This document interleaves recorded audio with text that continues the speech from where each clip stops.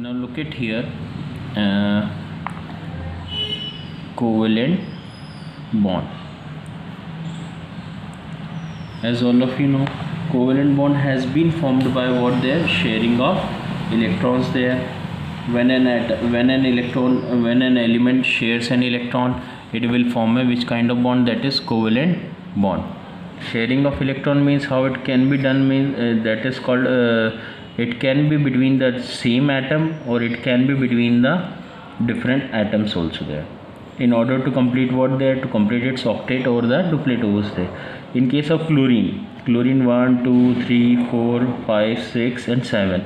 Here one more chlorine, okay na, 1 2 3 4 5 6 and 7. This two chlorine will share their one electron, and where they will form what there, chlorine is having 7 electron, and the outermost shell in this chlorine is also having 7 electron. This is the 7th electron of both of them share one electron to form their this chlorine can say it is having now 8 electron. At this chlorine will be saying that it is having 8 electron. Now all together they are having what their chlorine, it became a chlorine molecule there. Okay, it can be done in the same atoms also there, or maybe the different atom. In case of what their HCl, H is having 1 electron, chlorine is having what there 1 2 3 4 5 and then 6. This one electron will be shared from both the side there, and they can be say HCl, means H is having completed its duplet and chlorine is completed its octet there. Now one more thing is there, it is a which kind of sharing? That is mutual sharing, means it is a both sided sharing. We cannot say it means only one atom can share its electron and another cannot. No, how much electron will be shared by one atom will be shared by the another atom also. That is the thing there. Now there are two kinds of electron will be present in an atom there. One is the lone pair of electron, another is single electron. See, here we have studied about the electron dot structure. We are talking about chlorine only. See, now chlorine is a best example for the electron dot structure. Now this will be called as the lone pair of electron, which is paired already there. Na? These are called as the lone pair. These are all called as the lone pair, and which is present in a single state, na, that is called as what there, single electron there. That is called as single electron. Clear to all of you then? Na? Only the single electron will be responsible for participating or for the bond formation in the covalent bond over there, not this lone pair. Lone pair would not participate in the covalent bond there. So depending upon the number of electrons shared between the two elements, there are three kinds of bond over there.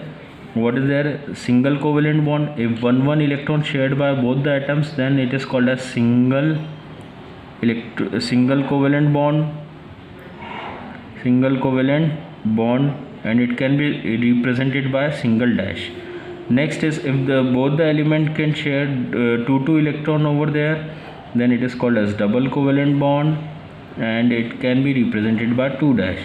Then third is what there, what we can say, the triple covalent bond. Triple covalent bond, and it can be represented by 3 lines over there, so that it means that they shared 3 electron each from both the sides. Take an example for the double covalent bond. It can be represented O double bond O, that both the oxygen atom have been sharing how many electron there, 2 electron. And it can be the triple bond, for that it is what there, N triple bond N, means both the N atom have shared how many 3 electrons each there.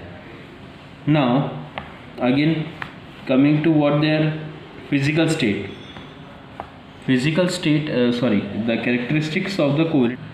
Melting and boiling point will be what we can say is relatively lower than the electrovalent compound, because what we can say, the force of attraction will not be less, such that in case of electrovalent compound there.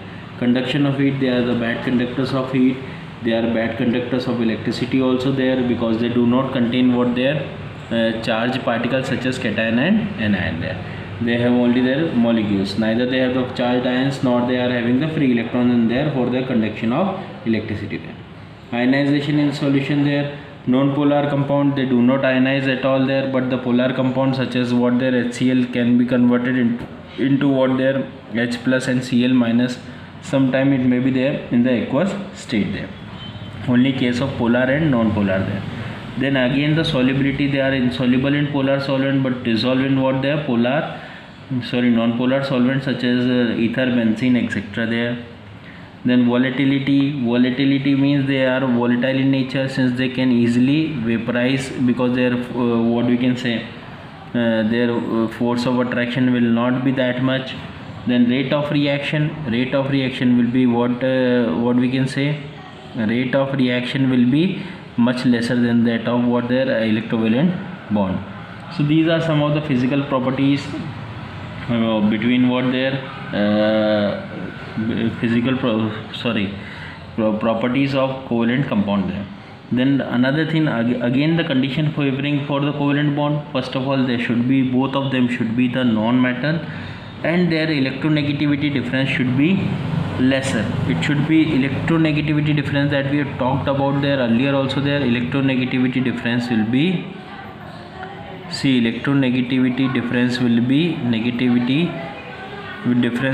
what there, either 1.7 or less than 1.7, or if it is 0, that is better. It can be another non-polar covalent bond there. Now in case for example, take an example of what there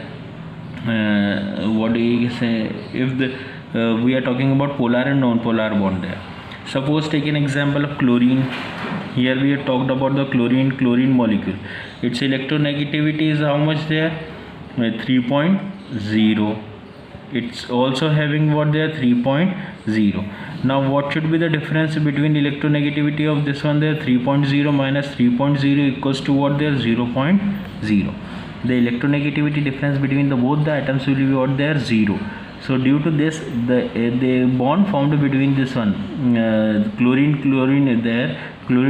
atom will be a non-polar bond there. They do not have poles in between since their electronegativity are quite similar there. But in case of HCl there, here what we can see there, H is having electronegativity 2.1 and here what there, 3.0. Now look at here, 3.0 minus 2.1, that is how much their electronegativity difference will be there? 0.9. Now in that case 0.9, electronegativity difference will be what there? 0.9 and the shared pair of electron. Now clearly there should be a difference between electronegativity, so there should be a which kind of bond there? Polar covalent bond has been formed.